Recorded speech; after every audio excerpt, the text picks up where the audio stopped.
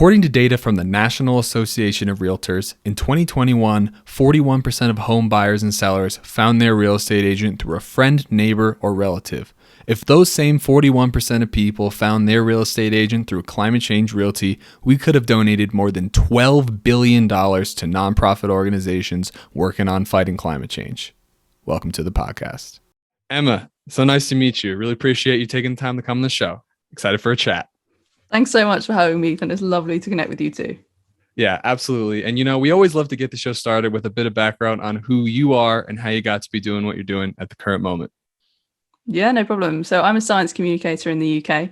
My background is in biological sciences. So I studied that for my undergraduate and then did a master's in science communication. And now I spend my life helping nature and climate organizations communicate and nature and climate scientists communicate their research and their work with the general public and try and kind of sit between those two worlds, connect them up a little bit more and make them a bit more make them work together a little bit. So where do you think your interest in the natural world came from, like originally? When did you first, can you think back to a time when you were like, whoa, nature, amazing? I don't think there's ever been like one specific time where I've gone, oh, wait a minute, like this is awesome and this is what I want to do and this is what I want to immerse myself in. I've just always been interested in how things work, and the kind of prevailing thing of studying biology and science is asking how do things work and why, and how do things all connect together. And the most exciting thing for me to understand of how things all connect together is the world around me. And I think, it's at any age and at any level, you can go outside and watch something happen, or watch a bird, or as simple as like see what's going on in the soil, or watch the weather patterns. And you can connect with nature and the environment in so many different ways. I think it's just always been a part of my life. There's never really been one moment where I've gone, oh, maybe I'll do this. Right. It's just always been the path. I love it. How did you transition from studying science to switching to wanting to be like a science communicator? Yeah, that's a good question. And one I get asked quite a lot, actually, because I think science communication, although it's becoming a bit more recognized as a career path and a thing that you can do now, when I was going through my undergraduate, it wasn't so much. It wasn't as tied to the research side of things, so it didn't really appear as an option as much. So when I was studying, I loved what I was learning and I loved talking to people about what I was learning, but I didn't really enjoy the kind of the lab side of things. That wasn't really for me. I really hate statistics. So the idea of going into being a research scientist, to me, what that looked like was, well, I have to be in labs and I have to be doing statistics. So I don't want to do that. And I was just generally interested in writing. So I went and did some internships and I started talking to some people, and eventually this kind of field emerged of science communication. And I was like, oh, hang on. This is the marry of two things that I love. I love talking to people about what we're doing. I love sharing all of the amazing, cool things that are going on in the world of science. I love helping people learn more and understand more about nature and the world around us. And I can do that by doing science communication. So. Okay, I love it. All right, so let's start this off with a big question I love to ask, or I love to think about. It's like, what do you think is the most pressing challenge of our time, and what are your thoughts about how we can tackle large, some people might call them wicked problems like these? Oh, that's such a good question. And I was having a think about this, and what I think the biggest problem in our time is nature connection and the lack therein that we all have, and the fact that we've all, particularly in the West, the way that we've built our lives in the last kind of century has disconnected us from nature, from the land, from the seasons, from everything that we've kind of disconnected from. We live in concrete structures and we do our best not to get wet or go outside or anything. And, we all wear like noise cancelling headphones so we don't even hear the birdsong, these kind of things. And because we've done that over several generations now, you don't have that kind of like ancestral, like, if your mum wasn't taught by her mum what the birds were, she's not going to teach you what the birds are, that kind of thing. And I think broadly, this means that we're not looking after the land. We're not interested in the land. We're not interested in the wildlife around us. And we don't even notice that it's in decline. We don't understand how important it is that we're looking after the ecosystem. And therefore, when we're told, hey, guys, the climate's changing, biodiversity is in a global crisis, it doesn't really feel like it's, A, we don't notice it. And B, it doesn't really feel like, it's kind of like, well, what does it do to me? What's the difference? I live in my concrete jungle. So what if it gets a little bit hotter? So I think that if we were able to reconnect large swathes of society with nature more on some level, I think everybody would be kinder, everybody would be more compassionate. I think people's well-being would be infinitely better. And I think that probably trickle up and trickle down through society would probably make people act in better ways, not just for the planet, but for everyone else around us. So that's my thing. I think that we need to address nature connection as the root of a lot of the things that have gone wrong. Totally. And I love when you talk about human well-being. And the thing about the nature connection is that we are part of nature as well. So I wonder if you think it's more about us having a disconnection from the external world or a disconnection with really ourselves, because we're constantly running. You got to do this, you got to do that. And I think there's a lot of this idea of staying busy and not thinking about your own mortality, but really like that we're all part of this giant system, this web of life that transform into something else. And that's like not cool to talk about like in your daily life. You can't like go to the water cooler and be like, hey man, this is all like, is this a simulation? Like, you know what I'm saying? Yeah, you're going to like, get laughed at, aren't you? Somebody's going to call you a hippie and tell you to go and hug a tree. And you're like, I mean, sure, I'd happily go and hug a tree. But also, I'm making a very useful point here. Like, you're completely right. We are nature, and that's what we've forgotten. Yeah, well, we're like right now. We're breathing oxygen. We're pumping blood. We're I don't know if the word is like metabolizing food. We're turning different living creatures into our cells.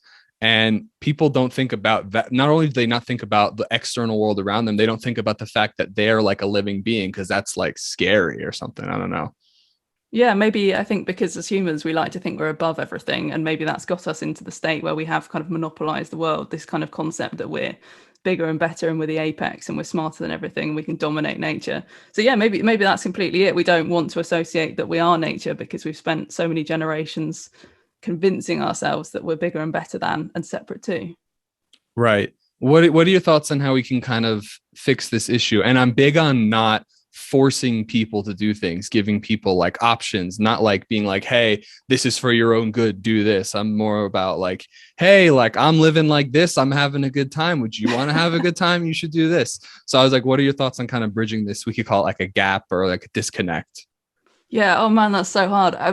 I like, as much as I would love to like change school curriculum and make nature embedded in people's lives at a much earlier age, because especially when we're children, we haven't really lost that amazing sense of wonder that you can get just digging around in the dirt and finding a worm and then like learning what a worm does or what a beetle does. So like if we could catch people at a younger age and kind of capitalize, which is a horrible word, but do you know what I mean? Like foster and nurture and really embed that kind of part of them so that it becomes something that they're interested in, or at least they take more kind of care of as they grow up. I think that would be really useful. But then maybe that comes under the bracket of forcing people to do stuff if I'm going ahead and changing curriculum and getting kids outside more. But I don't know, it's such a hard question. I don't know how we tackle it on a large scale. Well, I say that because I don't personally, I hated school and I don't like to be told what to do. But at a certain point, there are systems that need to be created, and you can't just throw a kid out into the middle of the forest and let him go figure it out for himself if he's like 3 years old. You know what I mean? So I don't take it like to the extreme, like let everyone figure it out on this. There are still, we still need to like create systems that can help people. But yeah, we don't learn about really useful things, at least in the US education system. It would be great to have more like nature education for sure, but even just topics about how to have morality and empathy, like that's like reserved to like religious institutions. But it doesn't have to be like a religious doctrine, just the idea that, hey, if you help someone else, they will help you. Instead of like just focusing on rigid like geometry or something like that, having a class where I don't know. I'm just spitting ideas. You can get me going on the school stuff. I like it. We should set up a school. Yeah. Well, one project at a time, Emma, please. So why don't you tell me about kind of like your day-to-day life and your work, like what you do as a science communication consultant? So I work on a whole bunch of different projects, really. So the day can vary quite a lot, which is the sort of thing I really enjoy. So on one hand, I work with some nature environment organizations to physically produce the content. So things like podcasts and video, or like school resources, that kind of thing. Or in some other aspects, I managing websites, running press releases, that kind of thing. And in some areas, I'm kind of strategizing and kind of sat more on that side of things, where I'm planning the comms strategy and what's going on and Yeah, and we've got some exciting projects coming up and things. And one thing I'm really excited about, if we're talking about nature connection, is an app that I'm starting to develop with a climate change research centre in Sweden, which is designed to enhance the experience that we've got when we have visitors up to this national park where the research centre is. It's kind of enhancing their experience when they're out enjoying the trails that are already popular and people are going, but just kind of so you basically get like a sound prompt or a video prompt on your phone when you reach a GPS location, so that it just adds that extra layer of slightly knowledge, slight nature connection to their experience, where hopefully that will help to foster an even stronger connection for them with nature, with the experience, and also with their role in it and taking care of the landscape that they're enjoying. So it's really varied. I do quite a lot of different things, but that's the way I like it. When you say we, are you working with like a communication consultant company, or are you like running your own practice? No, I do my own thing. I am very, Awesome. I work with some really, really cool projects, but I'm on my own, as it were. I quite like being a one-man band sometimes. I mean, I have some fantastic collaborators, but I'm brought on as a consultant for most of the things that I do. So you essentially look at projects that you like and offer to help them. Am I right? Yeah, sometimes. And sometimes they say to me, hey, I've got something cool, and I think you're the right person for the job. Okay. Well, that's awesome. That's really awesome. What have you found is the best way to actually have a message reach like the general public, whether it's on like a project or a specific discovery that you're trying to promote? What have you found is the most effective means for getting a message out to a large audience? This is like the $1 million question, though, isn't it? And I don't have the answer to this. If I did, maybe my consultancy firm would be much bigger. Just give it some time.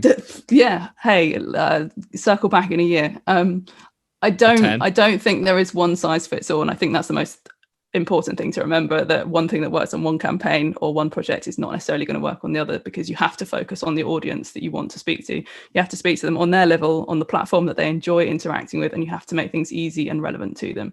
Because if you're asking people to do things, you're already putting up a barrier. Whereas if you're just talking to people and making it really easy for them to engage with your conversation, then you're more likely to set off a little light bulb somewhere and get them more engaged and help them more gently along the journey of whatever it is you're trying to shuffle them through or towards. That's my advice. Just always be focused on the audience rather than your own kind of marketing outputs and objectives. I think sometimes can be a bit of a, especially when people assign numbers to things. I want X amount of views or X amount of likes, or this has to be delivered X amount of times. I think that ignores the value of each of those clicks or likes or deliveries. I think the value is in the engagement and the conversations that you start and the quality of those. So that needs to be the focus. Or as I like to say, the hearts that you touch. But yeah, that's nice. Yeah, people call me corny. It's good to be corny, because if you're being corny, you're regurgitating wisdom that has been relevant for centuries or millennia. So I think it's actually pretty good to be corny, because there's a reason people say things over and over again, like treat others how you want to be treated, like love is the answer, love where it has meaning. So I'm like you. I do like to do a bunch of different things every day, but have like a clear vision. Like your vision is to help advance scientific causes or stewardship or whatever. I'm wondering if you have like a favorite type of project or favorite like task that you like to do. Oh, I mean, I love podcasting. So I think podcasting is a really exciting medium Same. for getting interesting. Yeah, I can see you're lighting up. This is great. I think it's such a cool way to.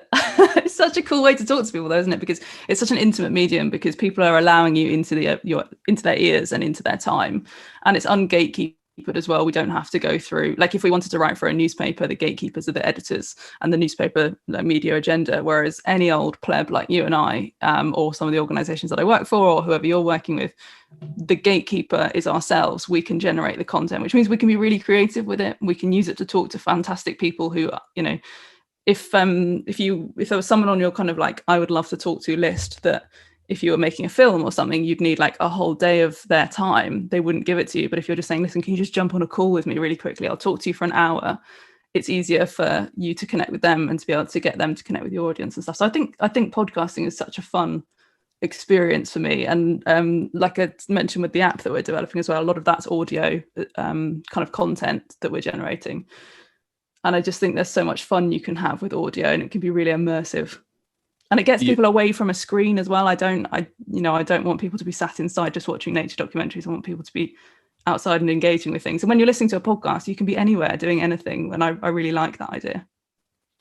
I agree. I love the podcast is like my favorite thing that I do. Not that I don't love like creating donations and creating a positive impact, but I really like engaging in dialogue. And I'm gonna have to adopt that Ethan Shapiro, any old pleb, from now on. I'm sorry. That's a very British phrase to have brought in. Yeah. Yeah. Well, I mean, I basically lived with Brits for like 2 years or more, but we're not going to get too deep into that. What kind of trends are you seeing right now, at least either in Europe and the UK, when it comes to the general public's perception around stewardship and climate change, like adaptations? I think, and perhaps this is from like quite a hopeful perspective, but I think we are seeing a lot of increased interest, both in environmental issues, but on the flip side, in kind of personal responsibility and individual action, which is positive for me. I'm very pleased to see people start, asking the question, what can I do about it, beyond just thinking, oh my God, this is bad. Have you heard about this and that and the other? So I think that's really exciting. But also we're starting to see more people calling out greenwashing, calling out brands, and realizing that actually collectively as individuals, when we all bandy together or when we do use our voice, we can have a say. I think that's particularly obvious when we look at kind of the youth, because the youth of today are incredibly politically active. You just need to look at Greta Thunberg and look at the way that she's inspired school children to feel and to realize that they are not just irrelevant because they're, not quite adults yet, but actually they can have a huge, huge impact. And she's going to be generating an amazing group of the leaders of tomorrow, which I'm really excited for. Leaders of today, as far as I'm concerned. I think kids have the best ideas. I'm trying to stay kid as long as I can. I like if I like a kid who isn't being told what to do, that's like me. Like I want to be a kid, but I don't want to have like the restrictions of the adults telling you what to do. That's like the perfect medium. That sounds good to me. What are your thoughts on like these large companies using carbon credits to like say that they're decarbonizing? And I find it really strange that they do this but they just go to net zero. And it's just like, if you're not even really decarbonizing your actions and you're just paying someone else with your billions of dollars that you make from whether it's oil extraction or some other financial thing, and you're not even drawing down, you're like, oh, we're just going to go to net zero. I feel like if they were going to do that, they should at least go like time and a half. You know what I'm saying? Like if they yeah. like draw down on 150 if they emit 100. I just wanted to throw that in the middle here. No, that's such a frustrating concept to kind of look at, isn't it? Carbon credits. I mean, I'm not going to say that I'm a carbon credit expert. I don't know everything there is to know about carbon credits, but my general understanding and concept of them is that there is a place for them. And I think if done right and if communicated well, they can be very useful. But like you've kind of alluded to, most of the time it appears that actually they're just viewed as like a greenwashing get out of jail free card, as opposed to, okay, I'm changing my actions slowly. I can't do that fast enough. So what I'm going to do in the meantime is support, carbon drawdown schemes and earn these carbon credits. But like you said, I think they're just becoming an excuse for business as normal. And we know that business as normal cannot continue. We can't sustain the way that we live currently. There's going to be a massive collapse of like the biosphere. So right, they do frustrate me. They do frustrate me endlessly. Yeah. Well, actually, there's a huge place for carbon credits. I really actually believe a lot in carbon credits because I'm a big finance guy and I cannot think of another way I'm always trying to monetize environmental stewardship. And it's so hard because nature doesn't price things, but it does use everything. But these companies, they need to change the way they behave, and they can't just use money you can't just throw money at it. You need to actually have smart people in the company making changes. And I feel like, I don't know, it's just something I need to put more thought into, I guess. As far as like actual environmental focal points that we can focus on from a science background, are there any? Yeah, I call them like focal points. In my mind, I think of like peat bogs in the north that are like melting and releasing even more CO2. Or I just had this awesome episode on mangrove forests, which these trees can sequester like 5 times as much carbon as other trees.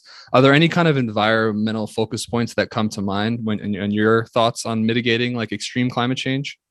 Oh man, peat bogs. You've picked one of my favorite things there. Peat bogs and permafrost. Basically everything soil Permafrost. related is like is something that I'm so interested in. The problem is because we all think of, carbon sequestration really being let's plant trees and let's save the rainforest. And yes, absolutely, those are good things when done properly. I'm not saying that we shouldn't plant trees, but like there are so many other amazing environmental mechanisms that if we support can help us manage the climate crisis better and in a more natural way, like restoring our peat bogs. They capture so much carbon. And like you said there with the positive feedback mechanism of permafrost, when that melts, the amount of carbon that has been stored for centuries, in some cases, millennia probably, starts to be released. It's not just a case of we need to use them to store carbon. We actually need to actively stop them being degraded because they become a carbon sink or carbon source, as well as whereas they could be a carbon sink when they're healthy. So yeah, things like peat bogs and permafrost, they're not sexy. You're not going to find them on a poster. It's really hard to find like good documentaries about them because Attenborough's not going looking at peat bogs, even though I think that he should be. It's looking beyond the kind of like big headline cool things to some of the actually very cool but not as sexy things. And also seagrass, I think seagrass is an amazing thing, and again this kind of looks at soil but the seabed version of it. Restoring things like our natural kelp and seagrass forest is a fantastic way to be capturing carbon in the marine ecosystem as well. Is there any sort of like way we can stop the permafrost? I keep saying peat bogs, but permafrost is like the big, it's up in the north. Is there any way to stop them from like degrading without just being like, we need to stop the temperature from rising? Is there any like other things that we could do? Are they like extracting stuff from there? I don't think so, right? No, so one of the other ways for permafrost to be thawing is kind of the march of the tree line is moving forward. So as the climate warms, trees are then able to grow further and further north because the soil warms, and they can move into permafrost. And the problem with that is as soon as the trees start growing in the permafrost, then the permafrost definitely doesn't freeze. And all of this microbial activity that has been brought in by the trees is able to happen. And that's when it all starts to basically burp methane and carbon dioxide. So we need to kind of stop trees from growing in areas. But one of the other things that trees also do is they trap snow. And you might think that, you want trapped snow in the winter over permafrost because the snow will keep it cold. But actually, with the level of kind of temperatures being so cold in places like the Arctic, it acts as a blanket and actually has like an insulatory effect and keeps the permafrost slightly warmer than it would otherwise. So because we're also seeing more vegetation growing in these high kind of climates, we're also seeing much more of kind of an insulatory effect, which again is kind of exacerbating how much it's melting. So there are things, but they're not necessarily going to save the permafrost if we just chop down all the trees. Right. Are you familiar with the term zombie fires? No, what's a zombie fire? It sounds terrifying. So this is from, it's worse than it sounds, I think. Well, I mean, there's not actual zombies, but that would be pretty bad. That was like from like one of my first episodes with Merit Turetsky. She's the director of the Institute of Arctic and Alpine Research. So she's a peat bog expert. And there are these fires like roaring in the north that obviously releases all this carbon, and then it gets cold and the fires are supposed to stop. But what they do is they tunnel underneath the peat, and because there's so much, there's such a rich source of fuel under there, they just burn through the winter. And then when it comes time for summer, once a pocket of air comes up, so the fire never goes out, and that's why it's called like a zombie fire. Yeah, I didn't know it was called a zombie fire. That's quite cool in terms of branding, but quite horrifying in terms of what it actually is. Yeah, I don't know if I don't know if she made. I doubt that she made that up, but she might just like a call it zombie fire. I don't know, but that was some crazy stuff. So the soil science thing is very interesting. I was talking to a mycology expert actually in the UK who's starting a company called Rhizocore Technologies. And what I asked him was, is there like a limit to the amount of like soil we can have? And he said no. Do you know anything about that? No, I can't say that I know much about the limit on soil quantities. Well, as in just like stacked above like the bedrock, we can Yeah. just keep having loads and loads more. Well, That's cool. it's what makes me think about this idea that a lot of conservationists and people who are passionate about the environment are like, we need to have less people, we need to do less things, we need to use less energy. But then when I think about this idea that all of life, first off, the soil, there's a soil crisis going on that we need to Mm. fix.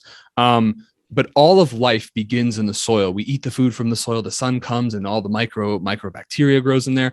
If the idea is that if we just kept feeding the soil instead of, it would just be an increasing layer, it just makes me think there's more and more propensity or capacity for life on Earth. So it's like it's almost, it's never easy with the climate change stuff, but it's always trying to find ways to like find like a simple thing that we can do over and over again to like create a positive impact, Yeah, definitely make more soil, but also heavily restore the incredibly damaged soils that we've got now is such a priority. I think the way that we've been kind of dealing with land, particularly in kind of Western farming practices, we do not have soil anymore. We just have dirt, and it's a real shame. But yeah, if we can restore our soils, we'd be in a much better situation, both in terms of how we feed ourselves, but also in terms of biodiversity and climate mitigation for sure. Yeah. So when it goes back to the idea of just like trying to come up with some simple answer, I just feel, I call it like enlightened self-interest, just like the idea of always giving back more than you take, give back more than the soil than you take, give back more to your neighbor than you take, give back more in your business than you take. It just seems like the universal answer to everything, but I don't know. Cool. Why don't you tell me about dynamic dunescapes? Because that sounds pretty cool. Yeah, so this is a big coastal sand dune restoration project in the UK that's it's kind of the child almost of lots of different major conservation organisations in the UK, and this is essentially to try and restore large parts of our coastal sand dune ecosystems. Because in Europe, I don't know if this is the same over with you guys in the States, but in Europe, coastal sand dunes have been listed as one of the most threatened habitats for biodiversity loss of all of the habitat types in Europe. And nobody really thinks about sand dunes. They're not one of the kind of sexy landscapes. And most people just walk through a sand dune to get to the beach. Nobody really, I think, connects very much with the fact that they should be huge, huge reserves for fantastic wildlife, particularly things like insects, which then support birds, and amazing numbers of wildflowers and things, because there's basically so many species that have adapted to live in shifting sand that now that our sands are no longer shifting, we're seeing like a huge increase in vegetation in all of our sand dunes. Because we've lost that shifting sand habitat, we're also losing loads and loads of species at a very dramatic rate. So Dynamic Dunescapes is a project which is aiming to try and restore these sand dune habitats in order to support biodiversity. And the more that we support biodiversity, the better these habitats will be able to handle all the challenges thrown at them in the current climate crisis. So yeah, it's quite an interesting project, actually. It's another coastal ecosystem, which I've really enjoyed learning more about. So you're trying to support them by getting them to shift again? Is Yeah, that so this right? is that's pretty much. We need to encourage more areas of bare sand. So this can kind of come in the form of turf stripping, where we go in with diggers and we take a whole load of the turf that has kind of grown on top of the sand, which it really shouldn't have, to expose the bare sand. Because a lot of the wildflowers and things that are designed to grow or have adapted to grow in sand dune habitats need really, really poor soil. And they need, like, some of them even like thrive on sand being dumped on them. And that's the kind of niche that they occupy. But then as we get more and more vegetation growing, obviously more organic matter is put down and kind of a layer of soil is formed. Now, what would originally happen back in the day when everything was kind of a bit more utopian, we'd have lots of things like grazing animals, which would constantly churn up a bit of the sand dune. The vegetation wouldn't be growing so much. And we also didn't have invasive species. So we wouldn't have basically as much kind of plant growth laying down this layer of soil. So although you've said you want more soil, we do want more soil, just not on sand dunes. So one of the things we do is we remove some of the layers of turf, because then we've got all of this bare sand habitat, which means that all of these wildflowers and little niche things can recolonize that habitat. But also things like lizards and beetles and wasps and bees, which burrow in the bare sand, can actually access the bare sand in order to start the next cycle of their life. So that's one of the things. And then also, removing invasive species and getting rid of things like scrub and willow, There's quite a lot of different things, but yeah, the overarching thing is remobilizing sand dunes in some areas, which is why it's called dynamic dunescapes, because they're supposed to be landscapes that are dynamic, and over the year they shift with the weather. But we've allowed them not to do that for a long time, so now we're trying to remobilize them. Is this It's an interesting concept. It is an interesting concept. It's about this idea that I can never forget. This guy Phil had said from Mad Agriculture about what does the land want to be if you can like listen to it. And I think that's a lot with like indigenous knowledge. It's like listening to the land and what it wants to be. Is this project specifically based in the UK? This is in England and Wales, but the way that we're funded is brilliant. So we're funded by the National Lottery Heritage Fund, which is in the UK, but we're also funded by the EU LIFE programme, which means that we're connected with colleagues and other projects all across Europe. Because of this European designation that coastal sand dunes are in trouble, loads of projects in the UK have applied for the same batches of funding to support the restoration of these types of habitats. So actually, we've got this amazing kind of network of people all trying to do the same thing. But I only work on England and Wales. And what are you doing for them? Communications, so talking to the public about why sand dunes are important, the things that live there, the threats that they're facing, and why it's really important that we're going in with diggers and doing some things that look really dramatic, because a lot of the time people will have spent, it's like shifting baseline syndrome. If you've always walked in the sand dunes and to you they've always been really vegetated and you've not really heard very much bird song, but that's what you think it should be because that's how you've always known it. So it's then talking to people who have always known that sand dunes in that current state and explaining to them that actually now ecology tells us that this is not how they should be and we can make them way better.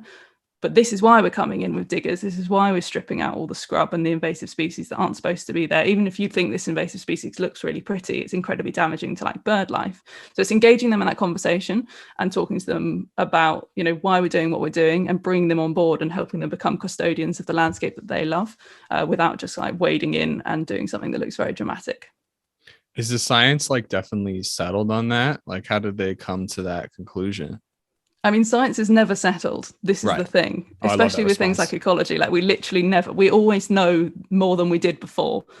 So in maybe 30, 40 years time, maybe we'll know something different. But the key with this project is that most recently in the last 30 years, the science has pointed towards we need to remobilize our sand dunes. So we do have a thorough scientific kind of backing to this. But it's interesting because, 40, 50 years ago, we looked at the process of succession, which is how sand dunes are formed. You have your foredunes, which are just basically windblown sand, and then slowly you get marram grasses growing, and then that solidifies the sand just enough so that other pioneer species can grow. And then behind that, it becomes more and more solid. And we looked at this way that sand dune systems become more and more solid. And we thought, okay, well, clearly the solidified kind of sense, like that must be the utopia, that must be what we're aiming for. So we'll plant loads more grasses and we'll try and help that process along. So then management back then was like planting more grasses, planting trees that aren't even native to the area, because we thought that was what we needed. And then as soon as we started to solidify our dunes, we realized that we lost tons of biodiversity. Now we've got all of that data saying, nope, shouldn't have done that. Let's go and undo that and let's try and remobilize them. And this project's being paid for by the British government and some EU committee, you said? So the National Lottery Heritage Fund is not the government. That's people play the lottery in the UK, and then a lot of the funds that aren't won are pushed into charitable projects. All of the partners of the organisations have contributed time and money to it as well. But yeah, also the EU LIFE programme, which is part of the European Commission, they fund amazing restoration projects around the EU. Where are they getting their money from? I don't know. She's like, that's not science, that's finance. I don't know. Yeah, so it talks about money and I'm out. No, I don't. I honestly don't know. I'm afraid I'd have to Google that for you. Yeah, no worries. I'm Taxes, I said, I'm always like my thing is like connecting the nature and the finance together as much as I can. It's really interesting. I need to learn more about that. Actually, I think you're onto something there. Well, what's the point of spending money if we're not going to have awesome lives? And it's like when you're funding like life, like that's like, I don't know, that's like the purpose. I don't know. That's what I'm saying. It's like people spend money on like cars and stuff, whatever. I don't want to talk about that. I want to talk about beavers instead. Oh man. What's going on with the beavers in England or the UK? You guys have loads of beavers, so I don't know if you guys are as excited about beavers as we are. I mean, in Colorado, do you have beavers? What's your beaver situation? I want to say that we do have beavers in Colorado. Yeah. Okay, well, in the UK, we hunted beavers to extinction about 400 years ago. So we haven't had them as part of our landscape for a really long time.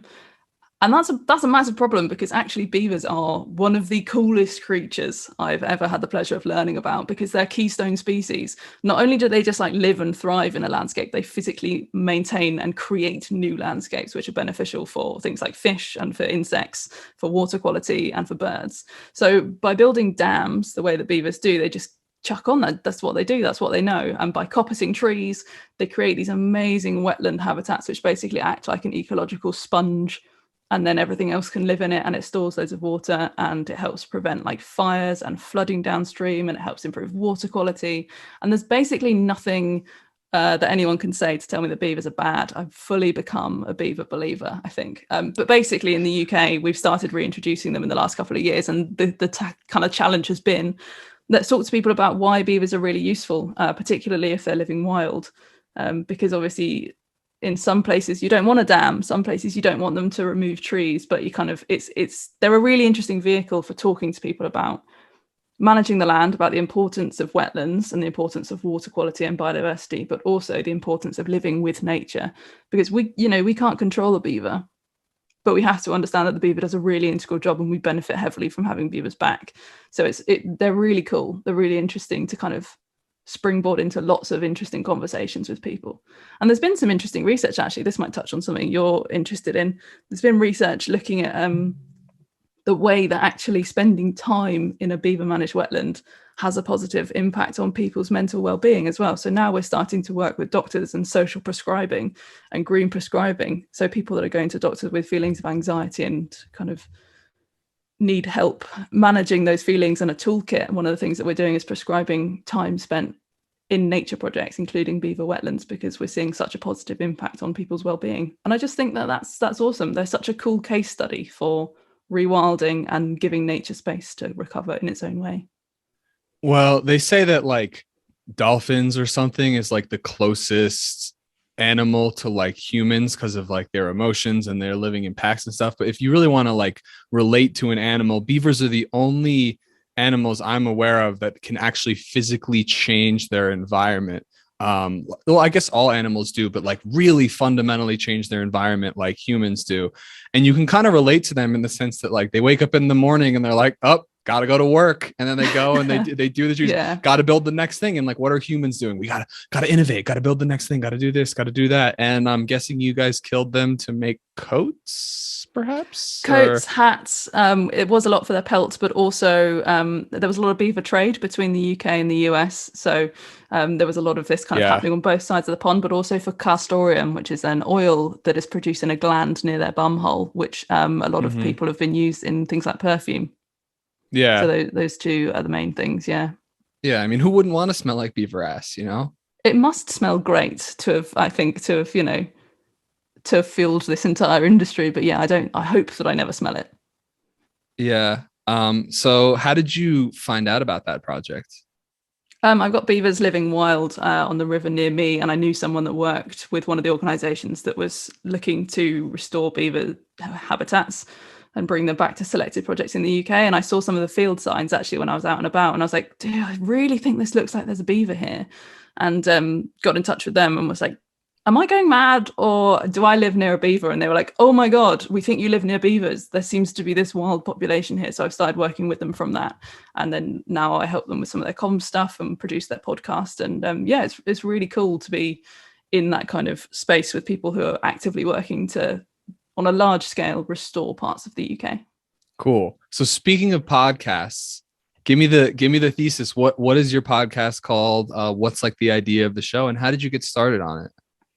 So my main podcast, the one that you found, is called For What It's Earth. And essentially what we do is every kind of episode, we look at a different topic. So whether that's rewilding, cryptocurrency, plastics, fast fashion, growing your own vegetables, a totally different topic. We have a look at the background.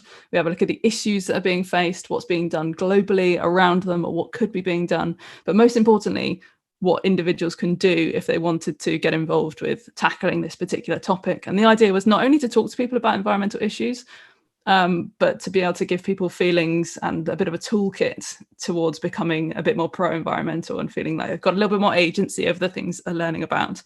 And it's really cool. So we do this thing called What One Good Thing Have You Done for the Planet this week, when myself and whoever's hosting the episode with me, we have to say, we've done a good thing. And not only does that hold us both to an account, it means that we're sharing ideas constantly for individual action. And then our listeners now send in the things that they've been doing so we can celebrate their sustainability journeys and provide like a really positive kind of space for individuals starting or continuing their journey into doing better things for the planet.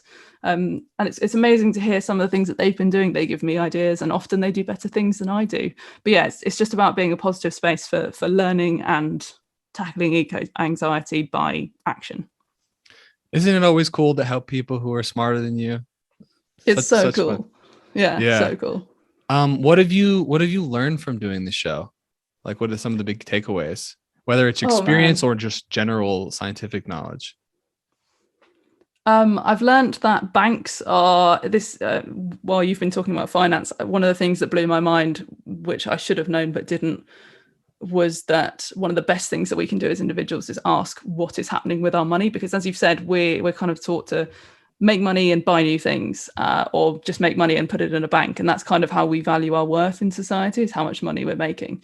So everyone's constantly worried about how much money is coming in and they're putting in the bank. But you could be living the greenest life elsewhere and doing all sorts of good things. But if where you've stored away your little nest egg, and if the bank that you've invested that in is investing that in fossil fuels, tobacco, all sorts of schemes that do not align with your values at all, it can completely undermine everything that you're doing. So one of the biggest things I now talk to people about in terms of what you could do as an individual is asking, what is your bank spending its money on, and can you switch to a greener bank? Because then whatever it is that you've made, whatever it is that you've tucked away for a rainy day, is also supporting something else. So we've got banks in the UK that are investing in like community energy projects and all these kind of things, where I'm so much happier knowing that my very small bank account is doing something that positively aligns with what I try to do in the rest of my life. So that's kind of one of the biggest things for me this year that I've learned. That's such a fantastic point. I love that. And there are new financial institutions coming out that are focused on that kind of stuff. Who do you like in the UK as far as like financial institutions? We've got a bank called Triodos, which I use, which is brilliant. And they focus everything that they've done on sustainability and community ventures. Awesome. I don't know who you've got in the US as an equivalent. Yeah, I mean, there's lots of different projects coming out. We had like Clean Energy Credit Union on the podcast. They focus on financing clean energy projects. JP Morgan Chase is the worst financial institution for funding fossil fuels and oil and gas, just to keep that in mind. But yeah, I mean, there's like Carbon Zero Financial was on the show. They're releasing a credit card that specifically tracks your carbon footprint and helps you offset it automatically. We're going to see this space just continue to blow up because there's people are interested personally and also financially in getting into environmental stewardship. So we'll kind of continue to track that as the show goes on. Before, I wanted to say one thing that I forgot to say. Instead of making hats out of beavers, we should be using algae, because like I know that like polyester and stuff is made out of petroleum. I don't know if it would work, but like it seems like algae can make plastic.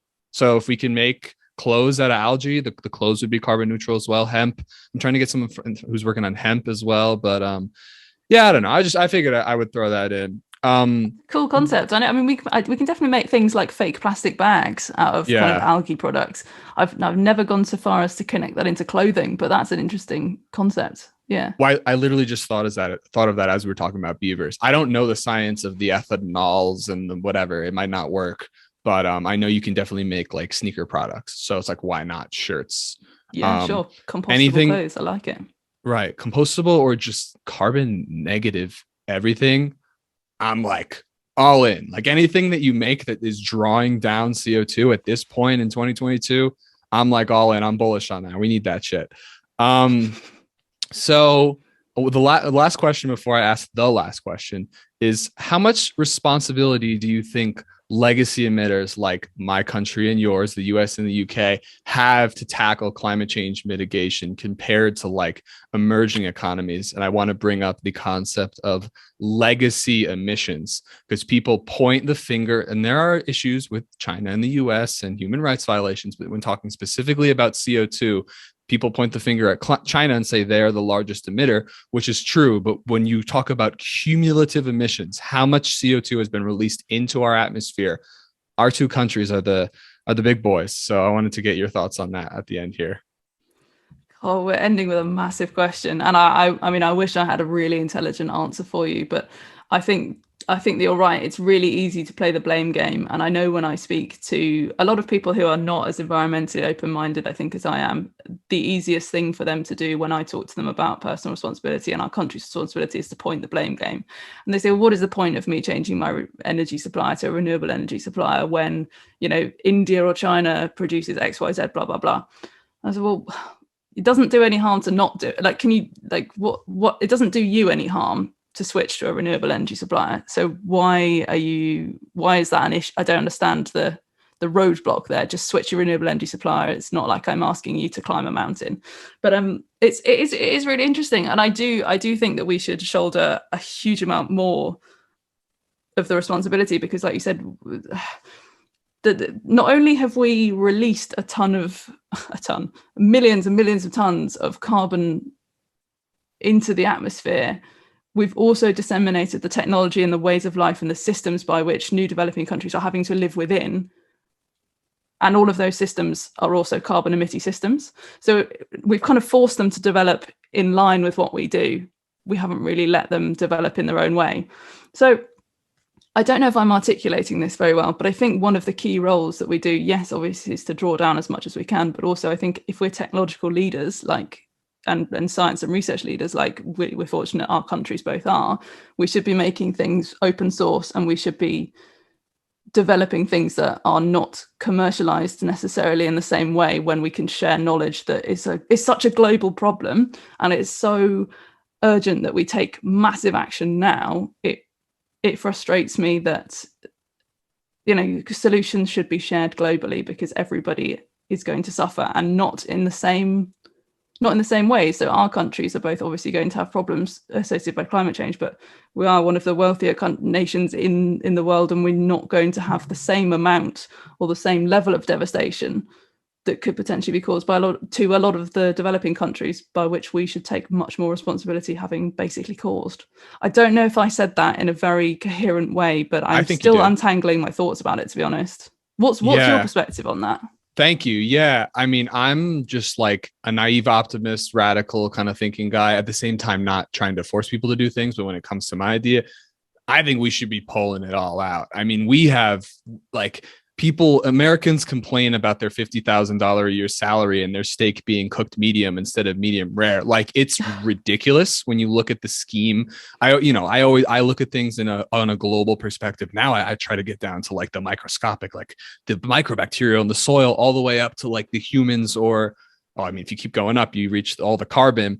I really think that the US should take a stand and find a way to benefit from drawing down more CO2 than it emits. I don't know. I'm always trying to think about how to make it economically viable, but I don't see, it's not, people think it's not realistic. I just don't think net zero is enough based on this legacy emission issue. I think we are responsible for the planet.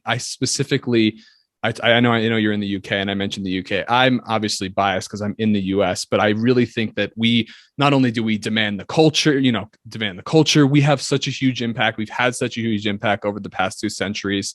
And there's the issue of this changing world order and the US potentially losing its reserve currency status. I think there are things we can do to maintain our position as leaders of the world in the States. And I think one of the things should be really taking the lead on fostering a better world. And I think the easiest metric that you can measure is like pull the stuff out of the air that's killing all the life on the earth. Now, it's not that simple, of course, but that's one input that people can wrap their heads around.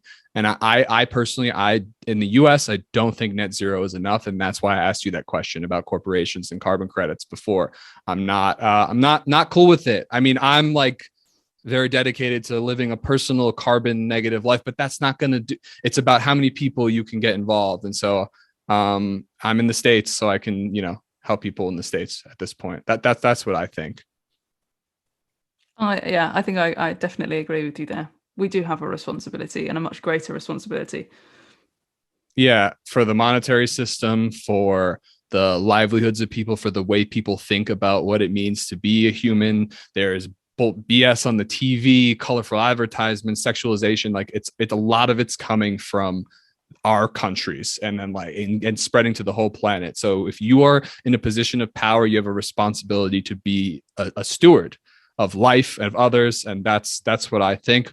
But I'm just one dude, and I appreciate your time on the podcast today. Any final pieces of advice for young folks who want to improve our environment? Just start, just crack on, just get going. Don't wait. There's nothing to wait for. We don't have time to wait. And anything that you do is a good thing.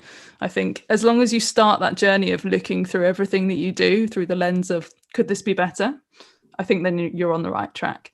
Find a community, find people to talk to. Don't lean into eco-anxiety too much, because that can be completely crippling. And I know that's really hard to say, don't lean into it too much, but be aware that eco-anxiety is prevalent, and maybe you're already feeling it. But one of the best things to do if you are feeling eco-anxiety to combat those feelings is to take action. And action can come in many, many forms. And you can, as long as you start making small changes, don't try and do it all at once. Make small changes so that they become habits, and then they become lifelong habits. I think if you try and do everything in one go, you're just going to set yourself up for failure, and that's a very stressful place to be in.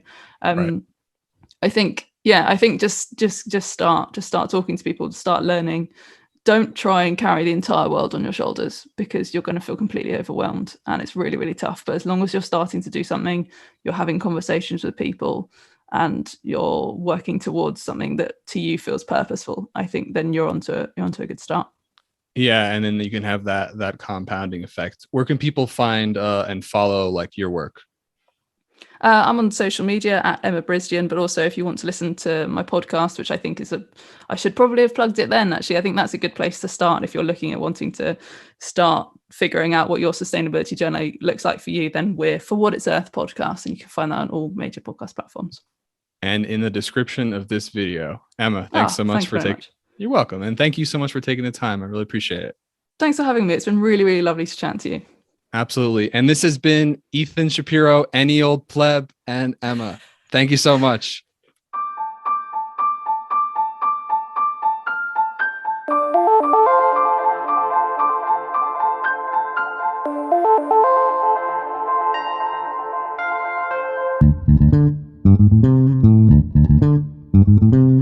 So if you or anyone else you know is looking to buy or sell a home anywhere in the USA and would like to create thousands of dollars in donations without any cost out of pocket, please visit ccrealty.org today.